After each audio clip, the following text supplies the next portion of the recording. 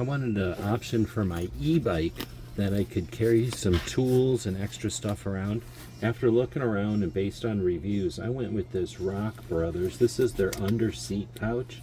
It's called their cycling wedge, and it's got a lot of neat features that I thought were cool. It's made for mountain bikes, but I'm going to use it with my e-bike.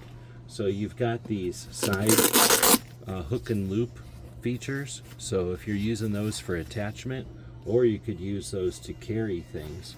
Now you've got this little attachment point here that's all rubber, but it's sewed on really nice.